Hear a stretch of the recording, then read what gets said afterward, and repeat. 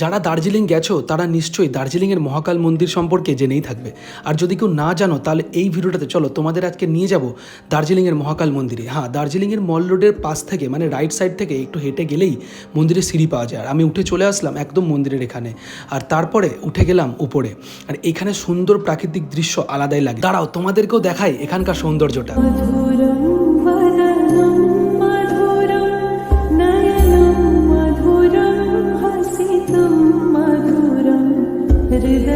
তারপর চলে এলাম একদম এই মন্দিরটার ভেতরে, আর এখানে একটা আলাদাই শান্তি ছিল। আর এনাকে দেখো, পাহাড়ি এলাকায় এরকম মন্দির আর তার সাথে বৃষ্টি একটা আলাদা সৌন্দর্যতা নিয়ে আসে।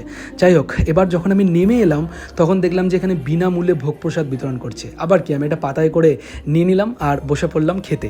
এখানের ভোগ প্রসাদের স্বাদও আলাদা রকম ছিল। আর আমি তাকিয়ে দেখলাম শুধু আমি না, আমার সাথে অনেকজনই খাচ্ছেন। তোমাদের ভিডিওটা কেমন লাগলো আমায় কিন্তু কমেন্ট করে জানিও। আর দেখা হচ্ছে পরের ভিডিওতে, ততক্ষণ সাবস্ক্রাইব করে নিও। বাই।